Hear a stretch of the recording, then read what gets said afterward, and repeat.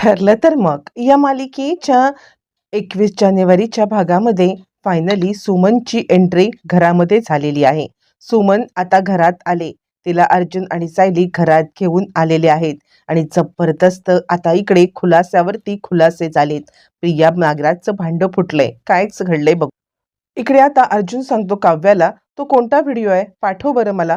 यावरती काव्या सांगते, "मी ऑलरेडी सायलीताईच्या मोबाईलवरती पाठवलाय." यावरती अर्जुन म्हणतो, "ठीक आहे, मी तो व्हिडिओ पाहतो." अर्जुन तो व्हिडिओ पाहतो आणि नागराजच्या मोबाईलमधून मिळालेला तो व्हिडिओ बघून अर्जुनला सुद्धा खूप मोठा धक्काच बसतो आणि त्यानंतर तो म्हणतो, "ठीक आहे, मी पोलिसांना कॉल करतो आणि पोलिसांना कॉल करून ताबडतोब मी त्यांना ही अपडेट सगळी घ्यायला सांगतो." असं म्हणत त्याने आता सावंत इन्स्पेक्टरना कॉल केलाय. इकडे तोपर्यंत नागराज आलाय आणि सुमनसाठी जेवण घेऊन आलाय. सुमनसाठी जेवण दिल्यावरती तो सांगतो, "सुमन घे, खाऊन घे." यावरती सुमन म्हणते, "तुमच्या हातचं जेवण खाण्यापेक्षा मी मेलेली बरी ना." असं म्हटल्यावरती तो म्हणतो, "आत्ता तुला इतकी बोलगत आली ना, मला तर खरंच काही कळायलाच मार्ग नाहीये. याच्या आधी जे मी बोलेन ते निमूटपणे करत होतीस, पण पण आत्ता आत्ता मात्र जरा जास्तच तुझी टिवटिव वाढत चाललेली आहे. इतका इतका आगाऊगिरी तुझ्या अंगात आली तरी कुठून?" यावरती सुमन म्हणते, "हे बघा, जास्त शहाणपणा करू नका." यावरती तो म्हणतो, "ही तुझ्या अंगामध्ये आगाऊगिरी जी आलेली आहे ती फक्त आणि फक्त सायलीमुळे आली ना?" यावरती ती म्हणते, "हो, काय म्हणायचंय तुम्हाला? पण असं वेड्यासारखी मूर्खासारखी राहण्यापेक्षा आता मला या सगळ्यामध्ये खूप मोठा हे भेटलेला आहे तुमच्या विरुद्ध वागण्याचा. वेड्यासारखं काहीतरी तुम्ही करता आणि आता मी सहन करत बसायचं का? बाद झालं. आता ते आधीसारखं मी सहन करू शकणार नाहीये. आता तुम्हाला धडा शिकवल्याशिवाय मी गप्प बसणार नाहीये." असं आता बोलत सुमनने खूप मोठं आता नागराजला धडा शिकवायचं ठरवलंय. त्यावरती तो म्हणतो, "तुझी अतिच शहाणपणा वाढलाय गं. उपाशी राहशील ना तेव्हा कळेल तुला." त्यावरती ती म्हणते, "तुमच्या हातून जेवण्यापेक्षा मी उपाशीच राहिलेली बरी, नाही का?" असं आता ती जोरात ओरडून सांगते आणि त्यावरती नागराज म्हणतो, "तुला जास्तच जरा मस्ती आले गं सुमन." असं म्हणत तो सुमनवरती चिडलाय आणि "खबरदार, पुन्हा माझ्या विरुद्ध जाण्याचा प्रयत्न केलास ना तर मात्र गाठ माझ्याशी आहे. तुला मी सोडणार नाहीये. हे बघ, शहाणपणा करू नकोस. मी जे सांगतोय ना ते नीट ऐक. कुणालाही काहीही बोलायचा प्रयत्न नाही केलास ना तर कदाचित मी तुला सोडेन या सगळ्यामधून. लक्षात येतंय का तुझ्या? पण जर आगाऊगिरी करण्याचा प्रयत्न केलास तर मात्र आता तुझी काही खैर नाहीये. लक्षात ठेव सुमन." असं म्हणत त्यांनी आता सुमनला चांगलंच फटकारलंय. पण सुमन पण तेवढीच धिटाईची आहे. इकडे तोपर्यंत अर्जुन सायली खाली आलेत आणि त्यांनी आता ठरवलंय, की काहीही करून आता आपल्याला सुमन काकूला शोधायला जायचं म्हणजे जायचं. बरं, हे सगळं चालू असताना इकडे आता सुमन सांगते, "तुम्ही कितीही मला हे करण्याचा प्रयत्न केलात ना, त्रास देण्याचा किंवा मला बोलण्याचा, की तू हे करू नकोस, तरीसुद्धा मी काही यावेळेला तुमचं ऐकणार नाहीये. मी इथून सुटल्यावरती सगळ्यांना ओरडून सांगणार." मग त्यानंतर तो म्हणतो, "ठीक आहे, तुला ओरडून सांगायचंच आहे ना, मग तू इथून अजिबात जाऊ शकत नाहीये, इथेच थांबायचंय." असं म्हणत त्याने आता सुमनला तिकडेच लॉक करून ठेवलेलं आहे आणि त्यानंतर तो आता माणसांना सांगतोय, "हे बघा, जरा नीट नीट पद्धतीने काम करा. जर का ही पण सटकली ना सारखी तर तुमची काहीच खैर नाहीये." असं आता तो त्यांना ओरडून सांगायला लागतो. बरं, हे सगळं चालू असताना सुमनचा मोबाईल हा आता तिकडे आतमध्येच राहिलेला आहे आणि सुमनचा मोबाईल नागराजने टेबलावरती ठेवलाय आणि टेबलावरती ठेवल्या कारणाने सुमन लगेचच तो मोबाईल आपल्या हातामध्ये घेते आणि तो चालू करते. इकडे नागराजला याच्याबद्दल काही माहिती नाहीये. बरं, हे सगळं चालू असताना आता बाकी सगळ्या जणी ज्या आता हळदी कुंकवाला आलेल्या आहेत त्या आता सायलीचा निरोप घेतायत. "चल सायली, येऊ आम्ही." यावरती पूर्णाई सांगत आहे, "खरंच तुम्ही सायलीच्या इतक्या मोठ्या कार्यक्रमासाठी आलात. तुमचा स्वतःचा पहिला संक्रांतीचा सण असून सुद्धा तुम्ही या सगळ्यामध्ये इथे आलात. खरंच तुमचं जितकं कौतुक करावं तितकं कमी आहे. खरं सांगायचं तर सायलीसाठी तुम्ही स्वतःचा संक्रांत सण सोडून आलात. खरंच तुमची खूप खूप आभार." असं म्हणत सायली आता त्यांना वाण वगैरे देते. जरी सायली त्यांना वाण देत असली तरी सायलीचं लक्ष मात्र या सगळ्यामध्ये कुठेच नाहीये. ती आता पूर्णपणे तिचं लक्ष एकाच गोष्टीकडे आहे, की आपल्याला इथून जायचं आहे. तोपर्यंत नागराज आता या लोकांशी बोलता अचानकपणे आत निघतो आणि आत तो पाहतो, की सुमनचा फोन गायब आहे आणि तो आता चिडतो. इकडे तोपर्यंत पूर्णाची आणि आता सायली या सगळ्यांची सगळ्यांना बाय करते बाय करून आता इकडे सगळेजण एकमेकांचा निरोप घेतात आणि त्यानंतर मग आता सायली बाहेर जायला निघते. सुमनने फोन चालू केल्या कारणाने आता इकडे सुमनच्या फोनचं लोकेशन पोलिसांना ट्रेस झालेलं आहे आणि ते स्ट्रेस झाल्यामुळे आता इकडे खूप मोठा म्हणजे माहिती सुद्धा पोलिसांना मिळाली. इकडे तोपर्यंत नागराज आलाय आणि "दे फोन कुठे आहे? फोन कुठे आहे?" असं म्हणतोय. मग सुमन पदराआड लपवलेला फोन त्याला देऊन टाकते. जरी सुमनने कुणाला कॉल केला नसला, जरी सुमन कुणालाही हे बोलली नसली, तरी सुद्धा सुमनने आता तो फोन म्हणजे ऑन केल्या कारणाने खूपच मोठा फायदा आता झालेला आहे. पोलिसांना तिचं लोकेशन भेटलेलं आहे. आता पोलिसांनी ते लोकेशन पाहिलंय आणि अर्जुनला कॉल केलेला आहे. आता नागराजने तो फोन घेतलाय आणि पुन्हा बंद करून ठेवून दिलाय आणि सुमनच्या तोंडामध्ये बोळा कोपून पुन्हा एकदा आता सुमनला त्यांनी तोंड बंद कर असं आता सांगितलेलं आहे. बरं तोचपर्यंत आता सावंतांचा अर्जुनला कॉल गेलेला आहे. सावंत आता अर्जुनला कॉल करतायत आणि "हॅलो अर्जुन, सुभेदार, अहो एक खूप मोठी लीड मिळाली." अर्जुन म्हणतो, "लीड? कसली लीड?" त्यावरती लगेचच आता इकडे ते सांगायला लागतात की "खरं सांगायचं तर आम्हाला एक मोठी म्हणजे मोठीच लीड मिळाली. तुम्हाला माहिती आहे का? अहो सुमनच्या फोनचं लोकेशन ऑन झालंय." यावरती अर्जुनला आता खूपच आनंद झालेला आहे. "काय सांगताय सर तुम्ही?"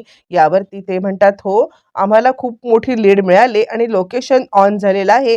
त्यामुळे आम्ही त्या ठिकाणी पोहोचतोय. तुम्हाला सुद्धा आम्ही त्याचं लाईव्ह लोकेशन पाठवतोय."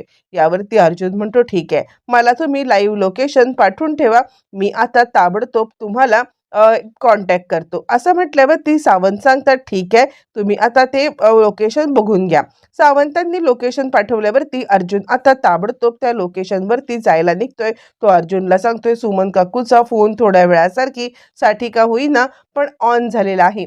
थोड्या वेळासाठी ऑन झाल्यामुळे आता सुमन काकूचं लोकेशन हे आपल्याला स्ट्रेस झालंय आणि त्यामुळे आता इकडे आपण ट्रेस झालेल्या त्या लोकेशनवरती आता जायचं आहे. असं म्हटल्यावरती मग आता लगेचच इकडे सायली सांगायला लागते, "ठीक आहे." आणि सायली वरती जाते, पर्स घेते, निघते.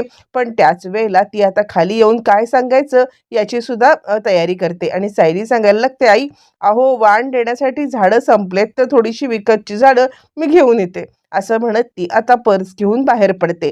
सायली अर्जुन बाहेर पडतायत. कल्पनाला थोडंसं वेगळं वाटलंय की हे सगळं काय चाललंय. आत्ता कसे काय सायली अर्जुन बाहेर पडलेत आणि त्यानंतर मग आता ती बाहेर पडलेली आहे. अर्जुन आणि सायली त्या लोकेशनवरती जायला निघालेत. इकडे आता प्रिया अश्विनला सांगते, "बघितलंस ना, किती प्रकारचे कसे काय-काय ह्यांचे हे चाललेत ते."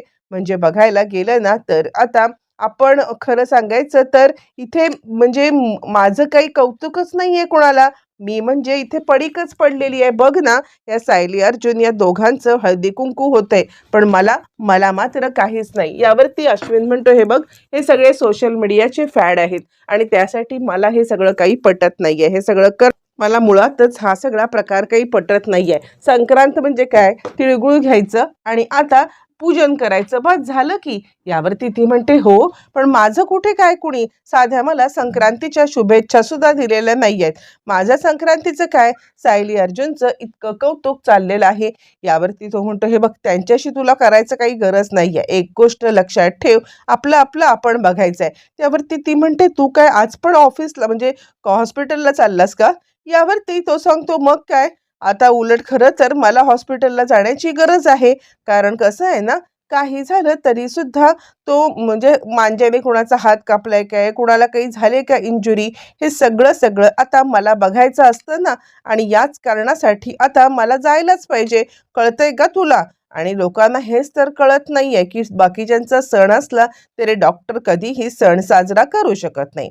असं म्हणत त्यांनी आता तिला चांगलंच फटकारलंय आणि काही झालं तरी मला जायलाच पाहिजे असं म्हणत तिला आता समजावून सांगितलंय. पण तिला कुठचं समजायला, तिला आता ती विचार करते, कसला हा अश्विन आहे. म्हणजे साध्या मला संक्रांतीच्या शुभेच्छा पण दिल्या नाहीत आणि गेला इथून. असं म्हणत ती आता चिडचिड करत बसलेली आहे. तिला आता इतका राग आलाय की हे सगळं चालू असताना अश्विनला माझ्याबद्दल काहीही पडलेलं नाहीये आणि ती चांगलीच रागावलेली आहे. बरं, हे सगळं चालू असताना अश्विन ऑफिसलाच म्हणजेच आपल्या हॉस्पिटलला निघून गेलेला आहे आणि प्रिया आता एकटीच बसते आणि ती विचार करते, हा नागोबा बाहेर आता तिळगुळ खात बसलाय की तिकडून निघालाय काय माहिती, त्या सुमनच्या इथे गेलाय की नाही गेलाय. तोपर्यंत इकडे आता सायली म्हणते, नागराज काका तिकडून गायब झाले होते, कुठे गेले असतील तेच अर्जुन काही कळायला मार्ग नाही. पण आधी आपण नागराज काकांना पाहण्यापेक्षा सुमन काकूंच्या इथे पाहूया. सुमन काकू कुठे आहे, तिला कुठे ठेवण्यात आले ते महत्त्वाचं आहे. हेच लोकेशन सावंतांनी पाठवलं होतं आणि त्यामुळे याच लोकेशनवरती आपल्याला ते भेटतील असं म्हणत तो इकडे तिकडे पाहतोय. त्याच वेळेला इकडे आता नागराज सांगतोय, हे बघा अजिबात हलगर्जीपणा झाला नाही पाहिजे, काही झालं तरी या वेळेला ती अजिबात गेली नाही पाहिजे. पैसे तुमचे डबल देणार ठरलंय तर मी डबलच देणार आहे, पण हलगर्जीपणा करू नका. आणि तितक्यात नागराज मागे वळून पाहतोय आणि त्याच वेळेला नेमका अर्जुनच्या पायाला लागले म्हणून तो खाली बसलाय आणि आता नागराजला अर्जुन काही दिसलेलं नाहीये. नागराज आता सांगतोय, मी येतो, तुम्ही लक्ष ठेवा.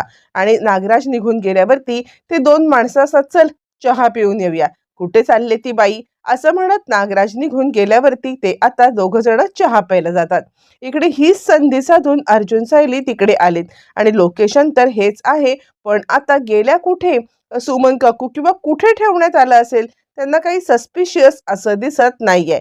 आणि त्याच वेळेला त्या होलामधून आता सुमन सुमन मात्र ह्या दोघांना पाहते. सुमनने ह्या दोघांना पाहिल्यामुळे तिची आता हालचाल वाढते. तीच पहिले सायलीला पाहते, त्यानंतर अर्जुनला पाहते आणि आरडाओरडा करायला प्रयत्न करत असते. पण तिच्या तोंडामध्ये ज्या वेळेला हे बांधलेलं असतं आणि त्याच कारणामुळे तिला आता काहीच करता येत नाहीये. आणि हे सगळं चालू असताना मग मात्र आता ती विचार करते की आत्ता जर का मी गप्प बसले तर माझं काहीच खरं नाहीये. मला आता इथून सुटायचं असेल तर अर्जुन सायलीला जाऊ द्यायचं नाहीये. आणि त्यामुळे तिला जे करता येईल लाथानी किंवा खुर्ची सरकवत जिथे काही आवाज करता येईल तो आवाज करण्याचा ती प्रयत्न करते. खुर्चीने सरकत सरकत सरकत सरकत दारापर्यंत येते. दारापर्यंत आल्यावरती खुर्चीने धडाधड ती दार वाजवायला लागते. ज्या वेळेला ती दार वाजवते त्यावेळेला अर्जुन सायलीचं लक्ष आता त्या दिशेने जातं. ज्या वेळेला अर्जुन सायलीचं लक्ष जातं आणि त्याच वेळेला मग आता ते विचार करतात, इथून आवाज येतोय आणि अर्जुन सांगतो, सायली आवाज इकडून येत आहे, आपल्याला इथेच जायला पाहिजे असं म्हणत आता इकडे ते दोघं जण त्या दिशेने जायला लागतात. ज्या वेळेला ते दोघं जण जातात तेव्हा नेमकी नागराजची माणसं तिकडे आलेली असतात. इकडे आता पूर्णाई म्हणते, असं कसं झालं, अर्जुन नाही, इकडे अर्जुन आणि सायली हे दोघं जण गेलेत तरी कुठे, मला तर काहीच कळायला मार्ग नाहीये असं म्हणत आता इकडे पूर्णाई जेव्हा बोलत आहे त्यावरती कल्पना म्हणते, आता तर बायका पण निघून गेल्या, मग आता सायली वाण आणून कुणाला देणार आहे, मला तर खरंच काही कळायला मार्ग नाहीये की नक्की काय चाललंय ते. त्यावरती मग आता इकडे लगेचच सांगायला लागते, म्हणजे प्रतिमा सुद्धा म्हणायला लागते की मला काय वाटतं माहिती आहे का, म्हणजे सायली असं अचानकपणे बेजबाबदारपणे कुठेही निघून जाणार नाहीये. काही झालं तरी सुद्धा तिचं काहीतरी महत्वाचं काम असेल असं आता प्रतिमा सुद्धा सांगायला लागते. बरं, हे सगळं होत असताना तोपर्यंत मग आता इकडे अस्मिता म्हणते, काहीच कळायला मार्ग नाहीये. अर्जुन म्हणतो, हो काही चिंता करू नका, कदाचित इकडे आता रविराज सांगायला लागतात, कदाचित आता इकडे आपल्या घराण्यामध्ये त्यांना कंटाळा आला असेल, गेले असतील दोघं जण बाहेर, जाऊ दे जरासं असं म्हटल्यावरती आता इकडे हे सगळेजण संक्रांतीचं साकीचगी आटपाआटप करायला लागतात. आणि त्याच वेळेला आता कल्पनाला मात्र चिंता वाटत असते की दोघं गेलेत, काही चिंतेचं कारण नाहीये. ती फोन लावते. त्याच वेळेला अर्जुन सायली नेमके दरवाजाच्या इकडे येतात आणि आता दार वाजतंय, हे दार तोडायला पाहिजे असं म्हणत असताना मागून आता ती दोन माणसं येतात आणि अर्जुन सायलीवरती वार करतात. अर्जुन सायलीवरती वार करून आता इकडे त्यांना मारण्याचा ते प्रयत्न करतात.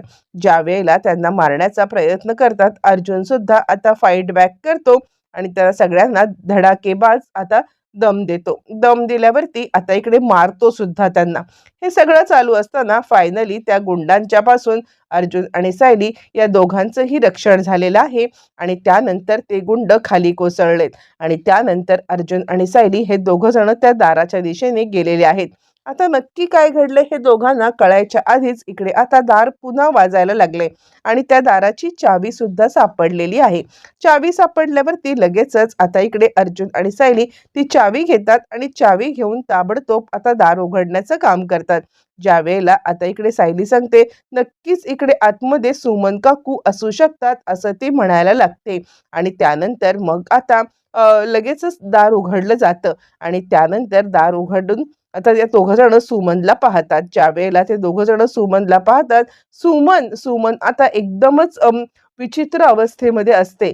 सुमनला खूप मोठा धक्का बसलेला असतो आणि ती आता आरडाओरडा करायला लागते. पण तिच्या तोंडामध्ये तोंडामध्ये बोळा-कोंबल्या कारणाने तिला काही बोलता येत नाहीये आणि आता यांना आता सुमन काकू दिसल्यावरती खूप मोठा धक्का सुद्धा बसलेला आहे. सुमन काकू, सुमन काकू असं म्हणत हे दोघं जण सुमनला बोलत आहेत. फायनली सुमनची सुटका झालेली आहे आणि सुमनची सुटका झाल्यावरती आता मात्र तिला घेऊन हे घरी आलेले आहेत. इकडे अजूनही अर्जुन सायली का नाही आले, का नाही आले म्हणून सगळ्यांना चिंता वाटते आहे. पण त्याच वेळेला अर्जुन सायली समोर बघून सगळ्यांनाच धक्का बसलाय आणि त्यानंतर इकडे तोपर्यंत अर्जुनने विचारले, सुमन काकू कोणी तुला हे ठेवलं इकडे? सुमन काकू कोणी ठेवलं तुला इकडे? सुमन सांगायला लागते, आमच्या ह्यांनी. त्यानंतर तडक आता इकडे घेऊन निघालेला आहे अर्जुन सुमनला घरी. घरी गेल्यावरती सगळेजण कुठे होतात तुम्ही, कुठे होतात तुम्ही? त्यावरती मग आता सायली अर्जुन सांगायला लागतात, तुमच्यासाठी सरप्राईज आहे आणि त्यानंतर सुमनला सगळ्यांच्या समोर उभं करतात. सुमनला पाहून सगळ्यांना आनंद, तर नागराज आणि प्रिया यांचे धाबे आता दणाणलेले आहेत.